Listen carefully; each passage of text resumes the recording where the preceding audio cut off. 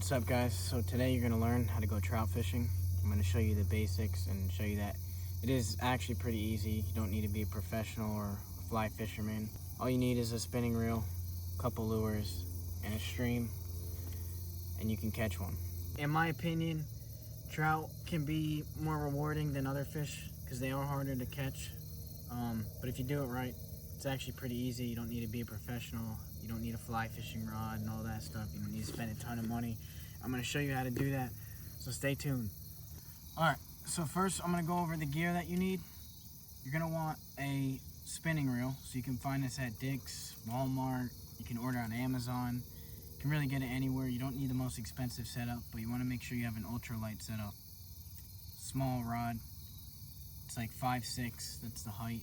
And the reel is a 1000 size, but you could go even smaller than that. And you want to put monofilament on it. Trout tend to be picky about the line. If they see it, they're not going to bite, so you want to make sure you have almost invisible line. Go really light. Anything from like 4-pound test to 8-pound monofilament is perfect. Alright, so you got your line on, and you're all set up, your rod and reel. Now I'm going to be showing you what you do as far as lures.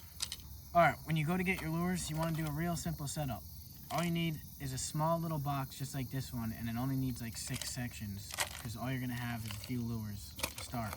Now, for beginners, I think the most reliable lure is a rooster tail. Rooster tails you're going to find at Walmart, Dick's, or any fishing store. It's pretty much the same thing as the rod and reel. Alright, when you guys are shopping for rooster tails, you want to make sure that you buy natural looking colors because you want to replicate stuff that's actually in the stream. The only reason you would use those bright, fancy colors is if you're fishing a muddy or murky stream. It helps the fish find your lure. Now that you have your rod, reel, and your lures, your little box with some rooster tails, you got maybe 6-pound mono on your reel. You're going to want to look for a pair of waders. So these waders, these are a cheaper pair. I think they're like $80. You can find them at Dick's, anywhere where you can buy that stuff, or online. They're frog togs. They're just plain rubber waders, so they're not made for very cold water, but you're probably not going to need that just starting out.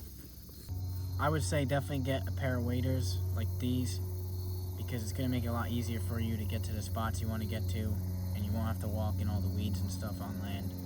You'll be able to fish a lot more areas if you have waders, trust me. So now you got your rod, your lures, your waders.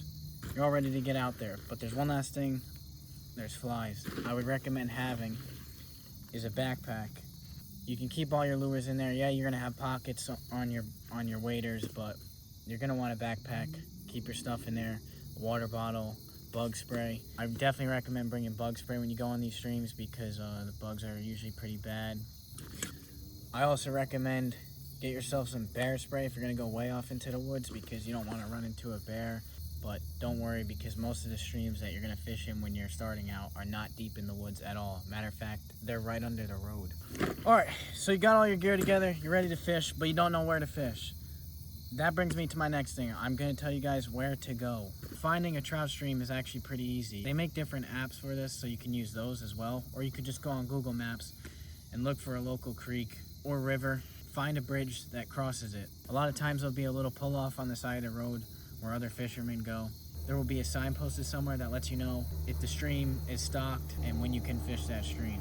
Make sure that you do check your local laws regarding your streams because you don't want to do anything illegal.